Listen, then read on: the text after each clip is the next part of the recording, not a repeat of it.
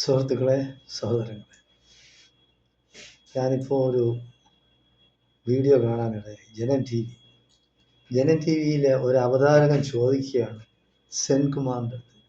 സെൻകുമാർ പഴയ കേരളത്തിൻ്റെ DGP ആയിരുന്നു.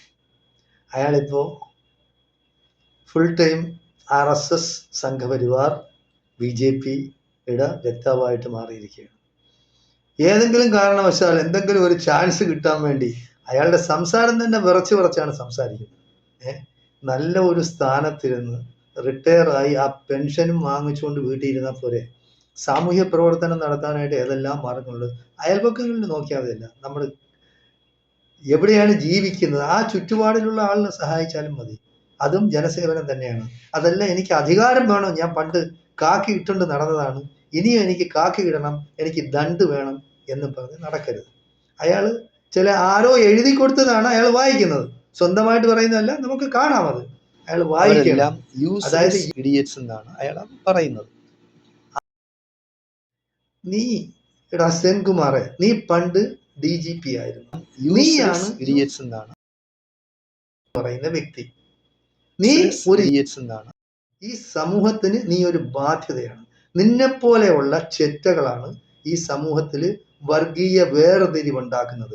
നീ ഇറങ്ങി ആരെങ്കിലും എഴുതി തന്നത് ഇത് വായിച്ച് നിനക്ക് എന്താണ് കിട്ടുന്നത്? നിനക്ക് എന്തെങ്കിലും സ്ഥാനമാനങ്ങൾ കിട്ടുന്ന? അതിനൊന്നും നടക്കൂല. കാരണം ഇപ്പൊ 3 DGPമാർ തന്നെ ഉണ്ട് കേരളത്തില്. സംഘപരിവാർ ആയിട്ട്, RSSകാരായിട്ട് ഒരു ക്രിസ്ത്യാനിയുണ്ട്, പിന്നെ ഒരു ശ്രീലേഖയുണ്ട്, ഒന്ന് നീയുണ്ട്. അപ്പൊ നീ പഴയ DGP ആയിരുന്നെന്ന് പറഞ്ഞ് നിന്നെ എന്ത് ചെറ്റത്തിലും ആളുകൾ വിളിക്കും. അതുകൊണ്ട് നീ കൂടുതൽ വിളയരുത്. നീ എന്ന് പറഞ്ഞാൽ ഒരു മുസ്ലിം വിരോധിയാണ്. നിനക്ക് തലയ്ക്ക് പിടിച്ചിരിക്കുകയാണ് മുസ്ലിം വിരോധം. അത് നീ ഏതെല്ലാം രീതിയിൽ എനിക്ക് മുസ്ലിങ്ങളെ സുഹൃത്തുക്കൾ അതൊക്കെ വെറുതെയാണ്. അവർക്കൊക്കെ മനസ്സിലായിട്ടുണ്ട് നിന്റെ തനിനിറം. നീയൊക്കെ എന്ന് പറയുന്നത് ഇത്രയും വർഗീയ വിഷം വമിക്കുന്ന പിന്നെ പ്രോപ്പഗാൻഡയും കൊണ്ട് നീ നടക്കാൻ നിനക്ക് നാണമില്ലേ? ഇത്രയും വയസ്സായില്ലേ? നീ ഒരു DGP എന്ന് പറയുന്ന മോശപ്പെട്ട പണിയാണ്. അത്രയും നല്ല സ്ഥാനത്തിരുന്നിട്ട് ഇനി ഈ ചെറ്റത്തരത്തിന് ഈ RSSകാരുടെ അമേദ്യം തിന്നാൻ നിനക്ക് നാണമില്ലേ? നീയൊക്കെ അന്തസ്സായിട്ട് ജീവിച്ച് വളർന്ന് ഒരു നല്ല സ്ഥാനത്തിരുന്ന് നിന്നെയൊക്കെ ആളുകൾ ബഹുമാനിക്കേണ്ടവരല്ലേ? പുറത്തൊക്കെ ഇറങ്ങുമ്പോഴത്തേക്ക് ആളുകൾ നിന്നെ ബഹുമാനത്തോട് കൂടി നോക്കേണ്ടതല്ലേ? ഇങ്ങനെ നീ ചെറ്റത്തരം പറഞ്ഞാൽ നിന്നെ ആളുകൾ ആരെങ്കിലും ബഹുമാനിക്കൂ? നീ ആരാ? നീ എന്തിനാണ് വിചാരിച്ചു വെച്ചിരിക്കുന്നത്?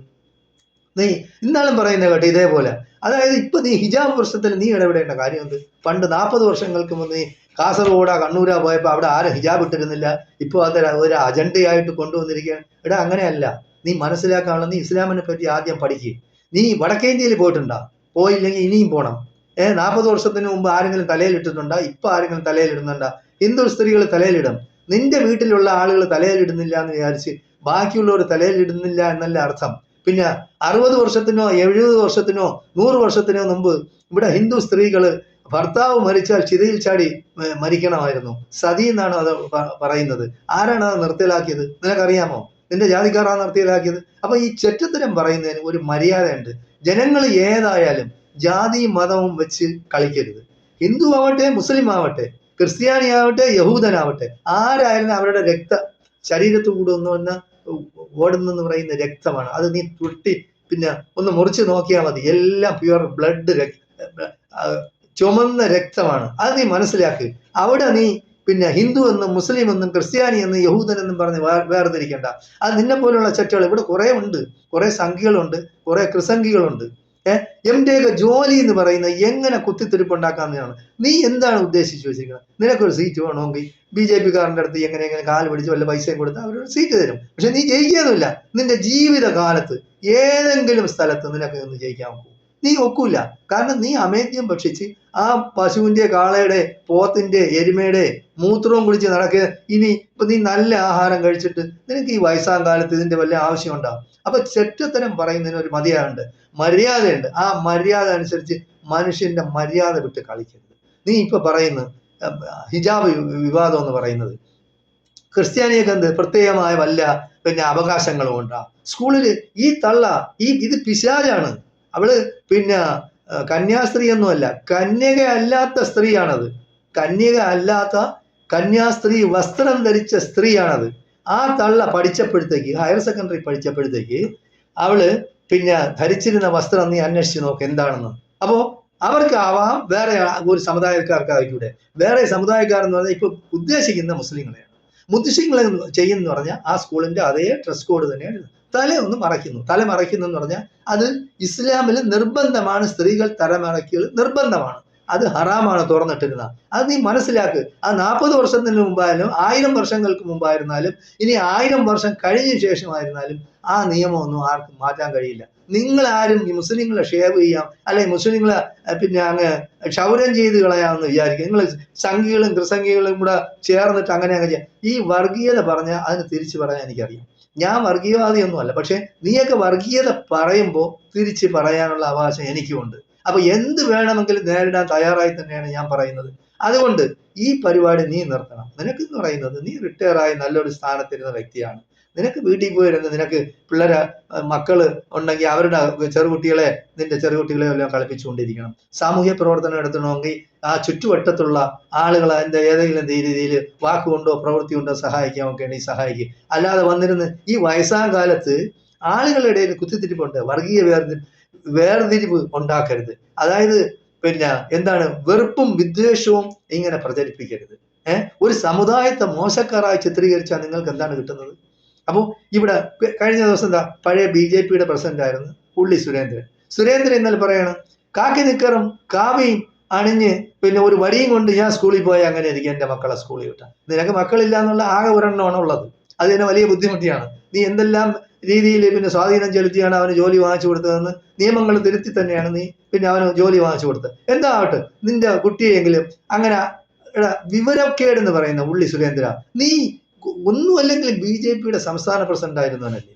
നീ എന്തെല്ലാം വേല കാണിച്ചാണ് പ്രസിഡന്റ് ആയിരുന്നതെന്നൊക്കെ ഷായസ്കറിയ ഒരുപാട് വീഡിയോ ചെയ്തിട്ടുണ്ട്. അത് നീ ഒന്ന് നോക്കി കണ്ടാൽ മതി. എന്തായാലും ശരി, ഷായസ്കറിയ ആയിരുന്നാലും ശരി, ഷായസ്കറിയ ആണ് ഇപ്പോ ഈ കേരളത്തിൽ ഏറ്റവും കൂടുതൽ വർഗീയ വേർതിരിവ് ഉണ്ടാക്കാൻ വേണ്ടി പണിപ്പെട്ട് ശ്രമിച്ചുകൊണ്ടിരിക്കുന്ന വ്യക്തി എന്ന് പറയുന്നത്.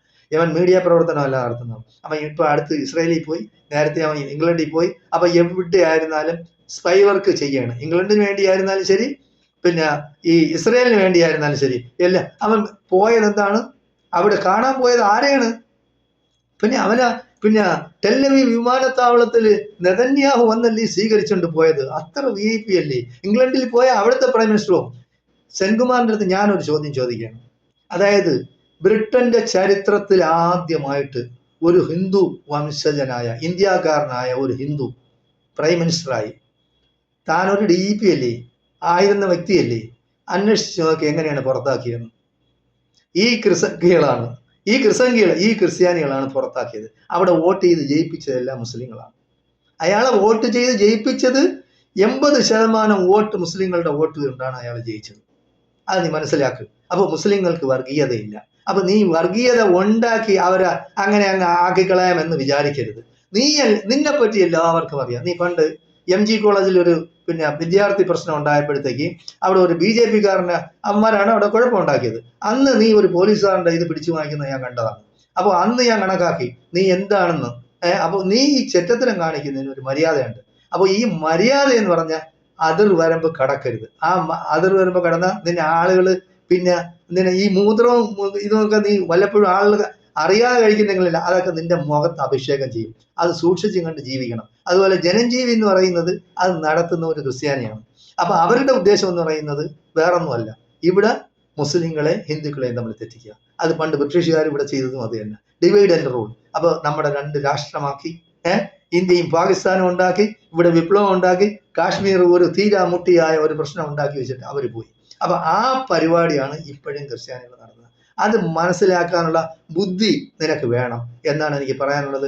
കേരളത്തിലെ പൊതുസമൂഹം, സാംസ്കാരിക കേരളം, അതായത് ആ പിശാജ്, ആ തള്ളയുണ്ടല്ല, കന്യകയല്ലാത്ത കന്യാസ്ത്രീ വസ്ത്രമണിഞ്ഞ ആ സ്ത്രീ ഇന്ന് കേരളം മൊത്തം കലുഷിതമാക്കാനുള്ള എല്ലാ പരിപാടിയും ചെയ്തു വെച്ചിട്ട് മാറി നിൽക്കുകയാണ്.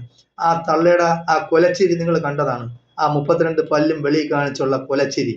ആ കൊലച്ചിരി ഈ ലോകം അവസാനിക്കുന്നിടത്തോളം കാലം കേരളത്തിലെ ജനങ്ങൾ മറക്കില്ല. അതായത് വംശീയ വേർതിരിവ് ആ നാട്ടിൽ തന്നെ ജനങ്ങളെ തമ്മിൽ ഭിന്നിപ്പിച്ചില്ലേ. അപ്പൊ ഇതാണ് കർത്താവിന്റെ മണമാട്ടി. ഇവർ ഭയങ്കരമായ സേവനമാണ് ചെയ്യുന്നത്, ആദര സേവനമാണ് ചെയ്യുന്നത്. പിന്നെ പ്രതിഫലിച്ചേ കൂടാതെ ആളുകളെ അങ്ങനെ ചെയ്യും, ഇങ്ങനെ ചെയ്ത് അങ്ങനെ ആക്കി. ഇങ്ങനെ കർത്താവിന്റെ മണവാട്ടിയാണെന്നാണ് ഇവർ പറയുന്നത്. കർത്താവിന്റെ മണവാട്ടി എന്ന് പറഞ്ഞാൽ ദൈവത്തിന്റെ ഭാര്യ. അപ്പൊ ദൈവത്തിന്റെ ഭാര്യ ആയപ്പോൾ ഈ തള്ളയുടെ അച്ഛൻ ദൈവത്തിന്റെ അമ്മാവൻ, ഈ തള്ളയ്ക്ക് ഏതെങ്കിലും സഹോദരനുണ്ടെങ്കിൽ ദൈവത്തിന്റെ അളിയൻ. ഇത് തന്നെയാണ് ദൈവം. അപ്പോ ദൈവത്തിന് നിങ്ങൾക്ക് മനസ്സിലായി. അപ്പൊ ഇതെല്ലാം കാപട്യത്തിന്റെ, അതായത് അഹങ്കാരവും കാപട്യവും പിന്നെ മുഖമുദ്രയാക്കിയ ഈ തെമ്മാടിക്കൂട്ടങ്ങളെ കേരളത്തിലെ സാംസ്കാരിക കേരളത്തിലെ വിദ്യാഭ്യാസമുള്ള സംസ്കാരമുള്ള, അതായത് വർഗീയ ചേരിതിരിവില്ലാതെ, അതായത് എല്ലാ മതങ്ങളും തുല്യമായിട്ട് കണക്കാക്കുന്നവര് മനസ്സിലാക്കണം, മനസ്സിലാക്കി പ്രവർത്തിക്കണം. ഇങ്ങനെയുള്ള ചെറ്റകൾക്കെതിരെ പ്രതികരിക്കണമെന്നാണ് ഞാൻ പറയുന്നത്. പിന്നെ പള്ളുരുത്തി സെന്റ് റീത്താസ് പബ്ലിക് സ്കൂളിലെ കുട്ടികൾ ഇപ്പോൾ ഓരോന്നായിട്ട് ടി സി വാങ്ങിച്ച് പോകാനിരിക്കുകയാണ്. അപ്പോൾ ഇങ്ങനെയുള്ള സ്കൂളിൽ പണ്ട് കാലത്തൊക്കെ ആയിരുന്നു, ഞാൻ പഠിക്കുന്ന സമയത്തൊക്കെ ആയിരുന്നു, അവിടെയുള്ള കുട്ടികൾ മൊത്തം പിന്നെ ഈ ഹിജാബ് തലയിൽ കെട്ടി ഒരു ദിവസമെങ്കിലും വരുമായിരുന്നു. അങ്ങനെ ചെയ്യുമായിരുന്നു. അപ്പൊ ഇവരെന്ത് ചെയ്യും? സ്കൂൾ അടയ്ക്കും, പൂട്ടും. അപ്പൊ ഓരോരുത്തർക്കും ഓരോ അവകാശങ്ങളുണ്ട്, ഭരണഘടന അനുഭവിച്ചിട്ടുണ്ട്. അപ്പൊ ഈ ക്രിസ്ത്യാനിക്ക് മാത്രം അതും ഇതും ധരിച്ചുകൊണ്ട് വരാം. ഈ ക്രിസ്ത്യാനികൾ എത്രയോ മുസ്ലിം സ്കൂളുകളിൽ അത് ധരിച്ചു കൊണ്ടുപോകണം, ക്രൈസ്തവ വസ്ത്രം ധരിച്ചുകൊണ്ട്. അതുപോലെ ഈ ശബരിമല സമയത്തൊക്കെ കറുത്ത വസ്ത്രം ധരിച്ച് രുദ്രാക്ഷമാലയം ധരിച്ച് അവിടെയൊന്നും ഒരു പ്രശ്നം ഉണ്ടാക്കുന്നില്ല. അത് വേണ്ട, കൂടുതൽ എടുക്കുന്നത് തിരുവനന്തപുരം എടുത്താൽ മതിയല്ലോ. തിരുവനന്തപുരം സിറ്റിക്കകത്തുള്ള സ്കൂളിൽ എൻ്റെ മക്കൾ പഠിച്ചത് തിരുവനന്തപുരത്ത് ക്രിസ്ത്യൻ മാനേജ്മെന്റ് സ്കൂളുകളിലാണ് പഠിച്ചത്. അവിടെയൊന്നും ഒരു പ്രശ്നമുണ്ടില്ല. പിന്നെ ഈ റീത്തയിലുള്ള ഈ എന്താണ്, മനസ്സ് കറുത്ത, ശരീരം കറുത്ത, ഈ വെളുത്ത പല്ല് കാണിച്ച് പിന്നെ എന്താണ് അത്, ആ പല്ലിന്റെ ഉള്ളിൽ എന്താണ്, രാക്ഷസ ചിരിയാണ്. ആ ചിരി കൊലച്ചിരിയാണ്. ഒരു 13 വയസ്സായ കുട്ടിയെ ഞാൻ തോൽപ്പിച്ചല്ലോ. ഇതൊക്കെ ഒരു സൈസ് മാനസിക രോഗമാണ്. ഈ തള്ളയെ കൊണ്ടുപോയി ആദ്യം പിന്നെ സൈക്യാട്രിനെ കാണണം, എന്നിട്ട് കുതിരവട്ടത്ത് കൊണ്ടുപോയി ചേർക്കണമെന്നാണ് എനിക്ക് പറയാനുള്ളത്. കേരളത്തിലെ സമൂഹം മനസ്സിലാക്കണം. ഇത് ഹിന്ദു കുട്ടികളെ 2008-ലോ 2009-ലോ ആണ് കൊച്ചു കുട്ടികളെ വരെ, ഹിന്ദു കുട്ടികളെയും മുസ്ലിം കുട്ടികളെയും നിർബന്ധിച്ച് കുരിശ് വരപ്പിക്കാനായിട്ട് ഇവർ ശ്രമിച്ചു. അതങ്ങനെ കംപ്ലൈന്റ് ആയി. വിദ്യാഭ്യാസ വകുപ്പ് അന്വേഷണം നടത്തി, മുന്നറിയിപ്പും ഇവർക്ക് താക്കീതും നൽകിയതാണ്. അതൊന്നും മറക്കണ്ട, അതൊന്നും മറക്കാറായിട്ടില്ല. ഇപ്പോ മുസ്ലിങ്ങളെ അടിക്കാൻ വേണ്ടി അല്ലെങ്കിൽ ക്രിസ്ത്യാനികളെ സപ്പോർട്ട് ചെയ്യാൻ വേണ്ടി ഈ സംഘപരിവാർ ശക്തികൾ നടക്കുന്നില്ലേ? ഇതൊക്കെ നിങ്ങൾക്ക് അവസാനം ദോഷം ചെയ്യും. അവർ ഇന്ത്യയിൽ പുതിയ ഒരു രാജ്യം ഉണ്ടാക്കും. നിങ്ങൾ എഴുതി വെച്ചോ. മുസ്ലിങ്ങൾ എന്ന് പറഞ്ഞാൽ പറഞ്ഞുകൊണ്ടേ ചെയ്യുള്ളൂ. മുസ്ലിങ്ങൾ പറഞ്ഞുകൊണ്ടേ ചെയ്യുള്ളൂ. ബാക്കിൽ, അതായത് പിന്നീ കുത്തുന്ന പരിപാടി മുസ്ലിങ്ങൾക്കില്ല. അത് നിങ്ങൾ മനസ്സിലാക്കുക. ദൈവഭയമുള്ളവരാണ് മുസ്ലിങ്ങൾ.